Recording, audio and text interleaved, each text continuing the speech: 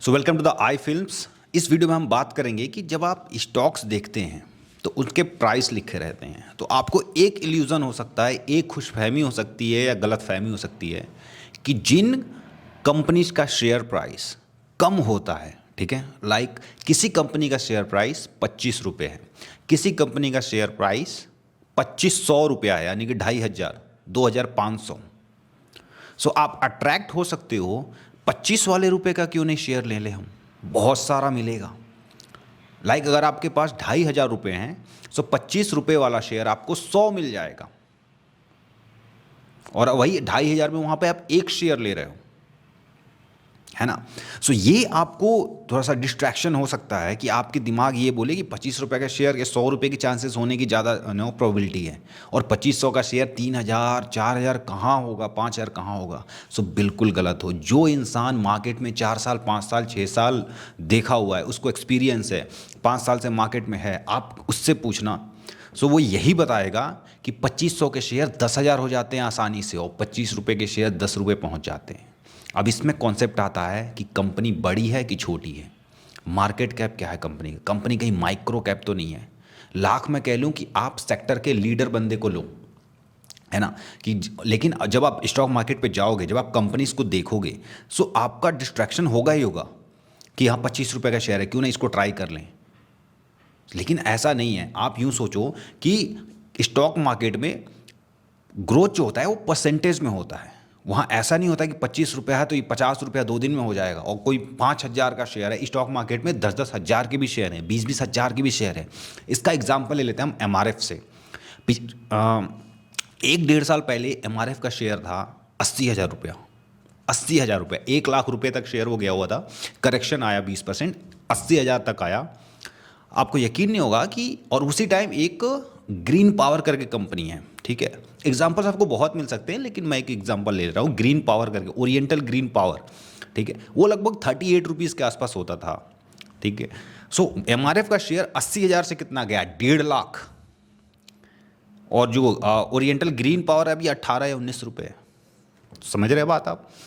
यहाँ चीज़ें परसेंटेज में चलती हैं, ऐसा नहीं कि सस्ता है तो ऊपर चला गया। और फिर एक और भ्रम है, क्या क्या आप मानेंगे कि हाँ 80,000 रुपये का शेयर और कोई 2500 का शेयर, ये या 50 रुपये का शेयर या 100 रुपये का शेयर, 100 रुपये का शेयर 80,000 रुपये वाले शेयर से महंगा है, या 20,000 का कोई शेयर है, 1,000 रुपये का शेयर है, और सामने ही आपकी एक ऐसी कंपनी है जिसका प्राइस आप सपोज है 200 रुपये है, लेकिन जिस कंपनी का प्राइस 2,000 रुपये है, 1500 है, वो सस्ता है 50 या 100 रुपये वाली कंपनी से।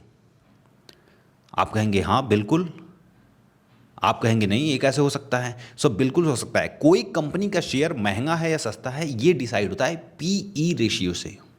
अब PE रेशियो क्या है इसको हम बाद में समझेंगे, अभी एक छोटा सा कॉमन सा एग्जांपल लेते हैं, ठीक है। आप जमीन खरीदो, आपने जमीन नहीं खरीदा होगा, आपके पेरेंट्स ने तो खरीदा ही होगा, ठीक है।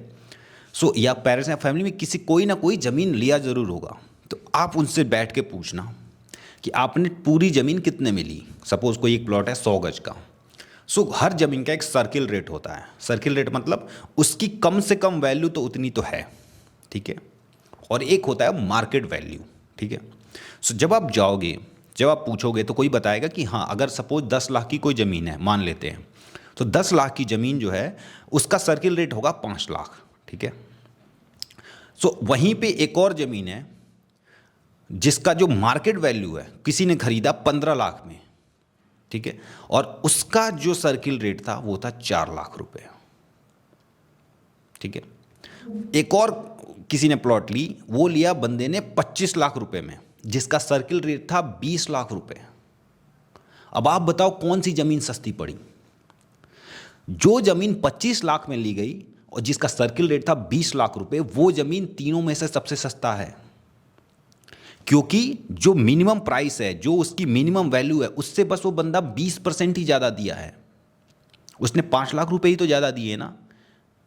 और बाकी केसेस में क्या था, कोई ज़मीन 15 लाख की थी, उसका ज़मीन सर्किल रेट था 4 लाख 5 लाख, तो वो 3.5 गुना ज़्यादा दे रहा है। कोई ज़मीन 10 लाख की है, उसका सर्किल रेट था 5 लाख रुपए, तो वो बंदा वो दुगना दे रहा है। यही इस तरह से डिसाइड होता है कोई चीज़ महंगा कितना है, सस्ता कितना है। ठीक यही कॉन्सेप्ट है स्टॉक मार्केट में, पीई रेशियो, कि कोई शेयर कितना गुना महंगा है। अभी हम इसमें नहीं जाएंगे कि पीई रेशियो कैसे कैलकुलेट करते हैं। आप इतना समझ लो कि किसी शेयर का अगर पीई रेशियो 10 है, सो वो 10 गुना ज़्यादा महंगा है अपने सर्किल रेट से।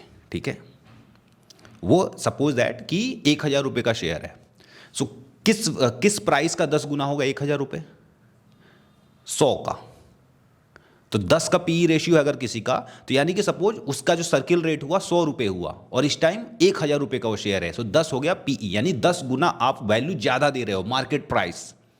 ठीक है, तो अभी हम इतना ही समझेंगे, पीई मतलब कितने गुना आप पैसा ज़्यादा दे रहे हो सर्किल रेट से। ठीक है, अगर पीई 10 का है तो आप 10 गुना पैसे ज़्यादा दे रहे हो, अगर पी 20 है तो आप 20 गुना पैसे ज़्यादा दे रहे हो। तो वहीं पे आपको शेयर का प्राइस से कोई मतलब नहीं है, पीई डिसाइड करता है कि कौन सा शेयर कितना महंगा है या सस्ता है।